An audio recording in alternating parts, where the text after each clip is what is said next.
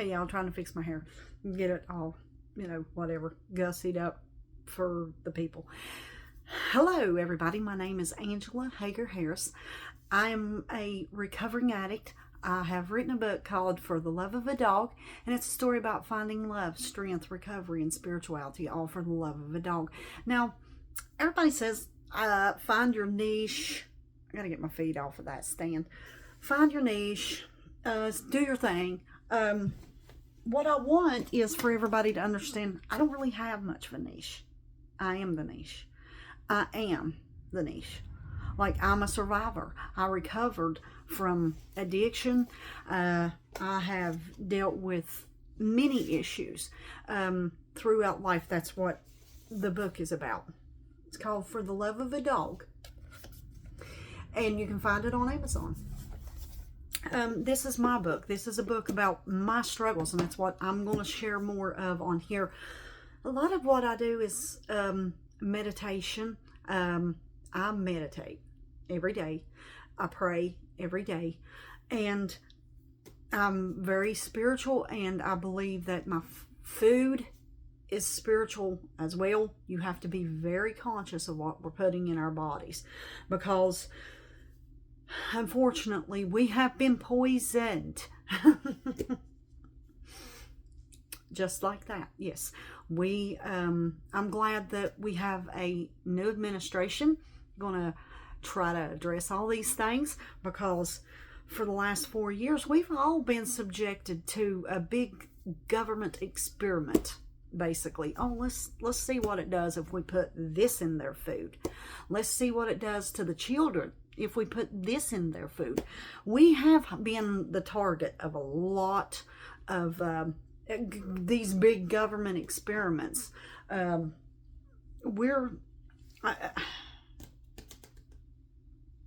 glad things are changing. I'm so glad things are changing. Even the people who don't like this change, well, you know what? It's going to be good for you too. You've just been fed the wrong information for the last probably 8. You've been tuned into the wrong channel. You've been listening to the wrong people who had the wrong agenda. Anyway, these people didn't care about you getting the right news. They cared about who was paying them, because that person who was paying them was paying somebody else. And it goes all the way plumb to the top, y'all. We know that there have been things done that are atrocities. We should never have been subjected to some of these things. 4 years ago, I told my husband, he was my fiance at the time, I had a feeling in the pit of my gut. This was in 2020. I had a feeling in the pit of my gut, and I did have a feeling, and this was a feeling of impending doom.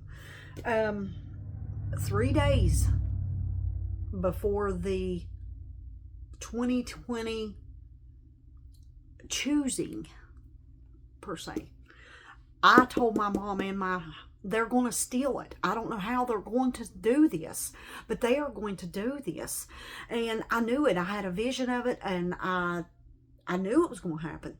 Even month or two, and still trying to, count stuff out. And I knew. I was telling everybody, this is, and you know what? The election that the one we just had proves that it don't take that long to count. It only takes that long to generate. It just is what it is. They proved that to everybody when they were like trying to prove that who knows what, and they showed the big giant gap. Anyway, okay, I knew that was coming. I did, and I've been on a spiritual awakening journey the past 5 years. I believe that something in my body started. I had the physical awakening. A physical awakening.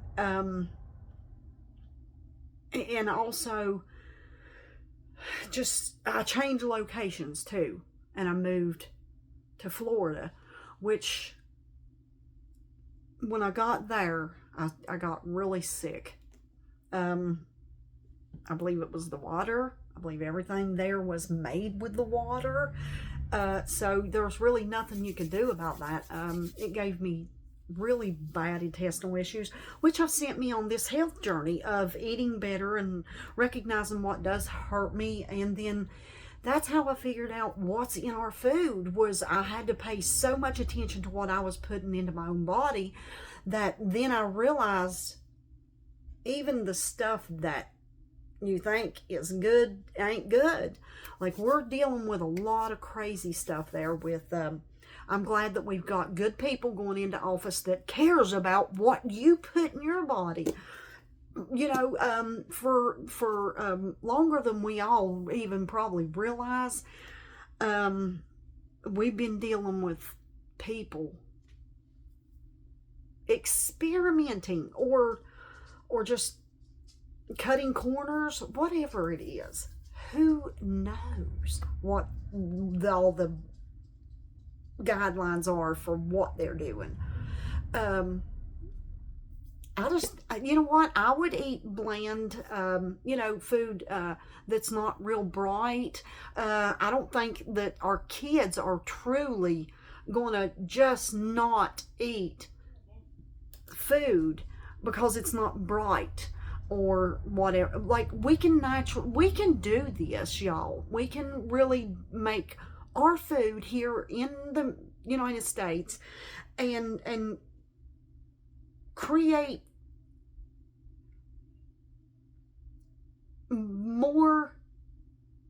better meals for everybody if we learn to produce more of our food at home, and cook at home more. These fast foods are, anyway, that's just a whole different, that's a whole different video. What I'm doing is coming on here this is my first video in a while. I'm going to make videos of me meditating with my singing bowls. I'll set up the situation and I'll show y'all how I meditate and how important these things are. But as far as having a niche, I am the niche. I'm a domestic violence survivor. Both of my parents were alcoholics. My father wasn't necessarily a drug addict. My mom was, but with recovering. She's, mom's doing awesome.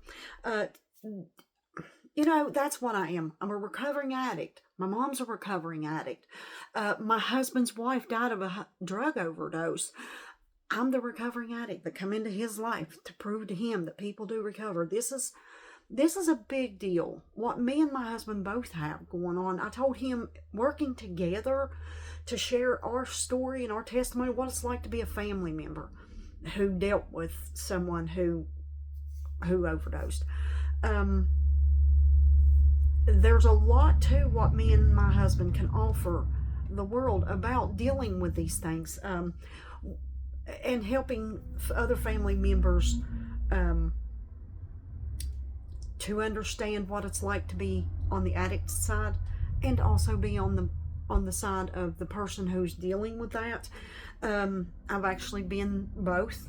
I've actually been the addict, and I've actually been the person who sees the destruction that another person is, and you're powerless to help that person because they're free to make any mistakes they really want to. They can screw their life up if that's what they want to do. These are lessons I learned the hard way.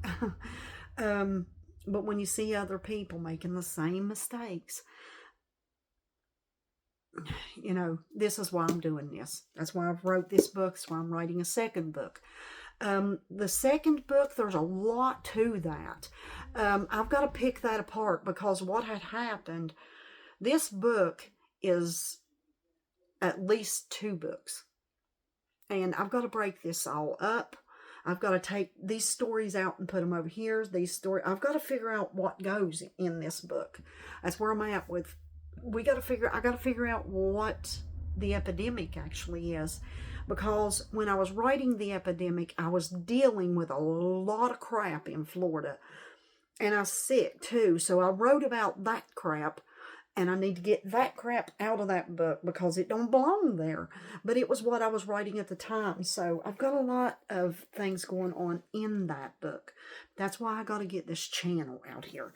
I want to read a little bit to you guys, because the first 2 chapters of my first book, you can read them for free on Amazon. But I'm going to make a second video. And I'm going to read y'all the 3rd chapter of my book. So, you'll have to come back. I'm going to read this 3rd chapter because it's the chapter about recovery. That's what I want. I want to read you all. I'll just read to you guys on here.